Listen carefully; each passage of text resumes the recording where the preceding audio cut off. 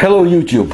I want to tell you about a very unusual person in Russia, in the former Soviet Union, who knew quite a lot and who suffered and paid dearly for his knowledge. But people should not forget him. So there is a newspaper in Russia called Совершенно Секретно, and it's a very popular and respected Russian newspaper. And it was in October of 2011 that I saw an article published in this newspaper, and the author is Vladimir Kucheryan's. He's a writer and journalist, and the title in English would be Worlds of Professor Ludwig.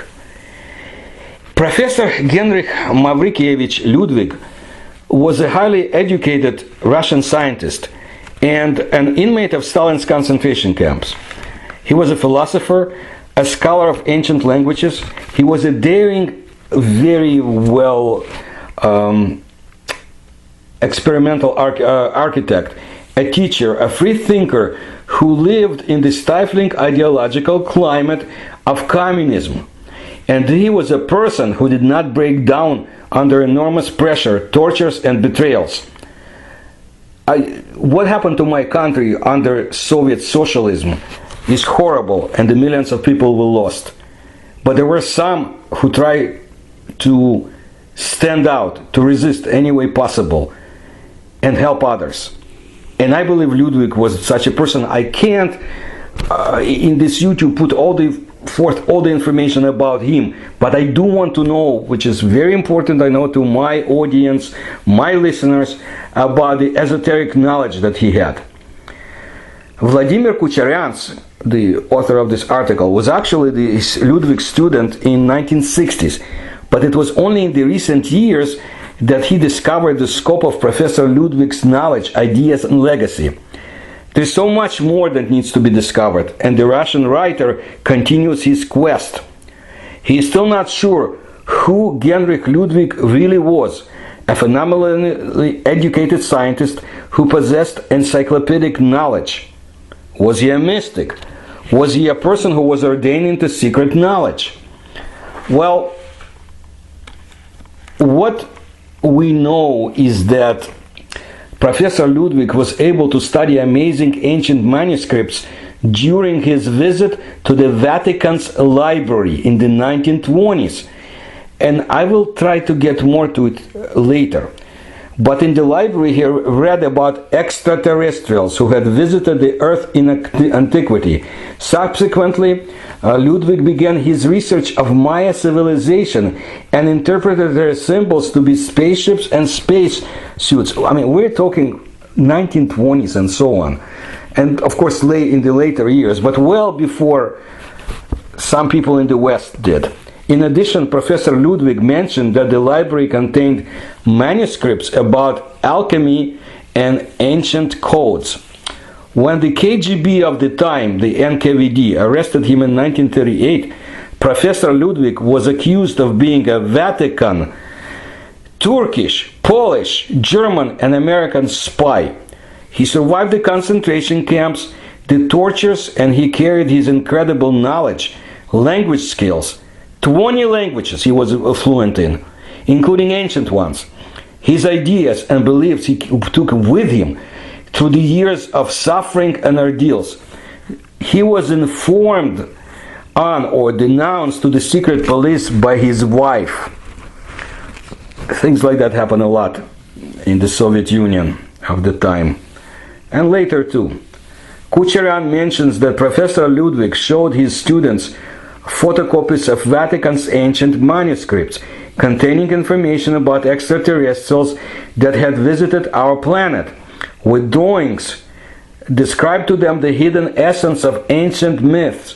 He told them of the fiery pillar that destroyed an advanced ancient civilization. He showed the students photos of the fortress walls discovered in Babylon, melted with horrendous temperature, and believed that nuclear blasts would caused it. Professor Ludwig was very much interested in the Sumerian civilization and possessed great knowledge about it.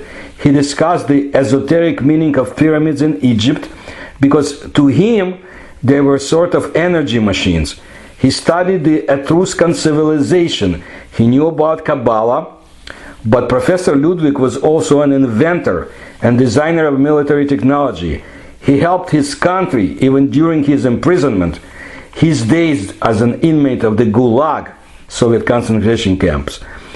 It was during the World War II that he had at least 17 inventions to his name, such as construction of military airfield in marshy areas, noiseless underground station for testing of aerial engines, bomb throwers for close-distance tank warfare, and much more. His reward was extension of the prison sentence in 1942 for another 10 years, after he was denounced for his criticism of Stalin's policies inside the concentration camps. Ludwig knew the secrets of herbs and their esoteric medicinal properties, and once this knowledge helped him survive when he had to cure the wife of the concentration camp commander who faced death. This commander put his gun under the table and he said, "You cure the wife," or to Ludwig, or the concentration camp commander would kill him if the wife was not cured. There's much more information even in the article. For example, Ludwig's friendship with another great and highly talented Russian scientist, Alexander Chizevsky, whose work I have described in another one of my YouTube videos, Warnings from Russia About the Sun.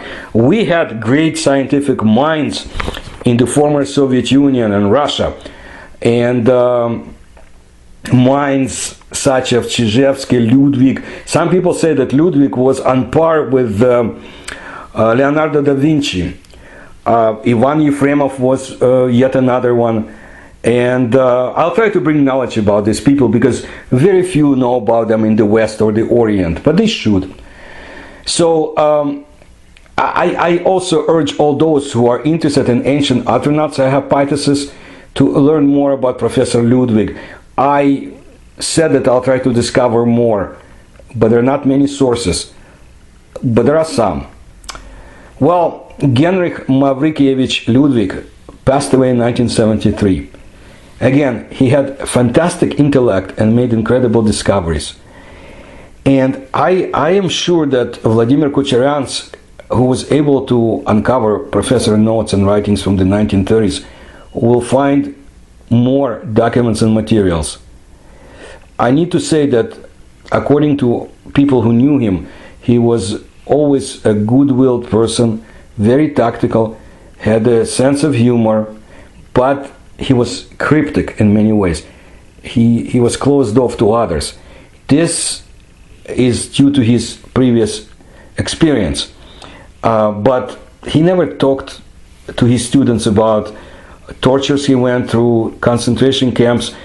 But he did say once, he offered the idea that a human being can endure the impossible if he possesses knowledge and can control his psyche.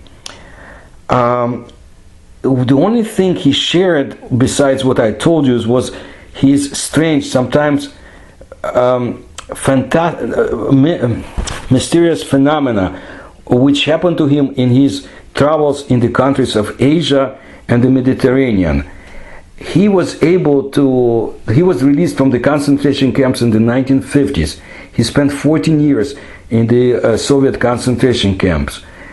So he had this idea, among many others, of the morphogenesis, migration of nations, legends, ideas, symbols, and languages.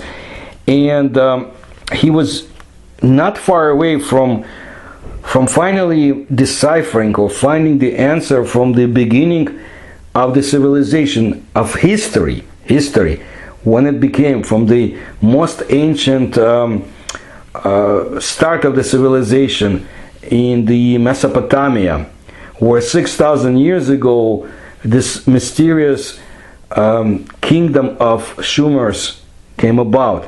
He says everything started in that area. So to touch this beginning of the culture, Genrikh Ludvig decided to walk in the steps of the Herodotus, and he did. He went to had settlements of ancient Turkey, Iran, Iraq, Jordan, Egypt, Italy, and Greece. And he had with him artifacts, photographs, ruins of initial architecture, a few other things. Some of them perished, by the way, through an accident. Where the other ones are, who knows? And when he was telling the students about this fiery pillar and this strange catastrophe which destroyed the ancient civilization, Genrikh Ludvig showed them photographs of the walls, fortress walls of the Babylon city, which we should see melted under a huge temperature. Basically, it was melted to the height of 1.5 meters. He thinks it was a nuclear explosion, but where would it come from? Maybe only from the Atlantis. Where do the Sumerian people come from? And this was one of the main interests that really interested the Soviet or Russian scientists. So that's his story, and like I said, there is more, but not pertaining to esoteric knowledge, unless the Russian journalists will find out more, and other people, I hope, who are looking for it. So the question was that they often ask themselves is, was this a person from the Renaissance period in a way, or from the future? We do not know. Thank you for your support. Thank you for listening to my YouTube videos. If you can help me, please look at the link to Patreon in the description section, and I hope to bring you more stories from Eurasia. Thank you.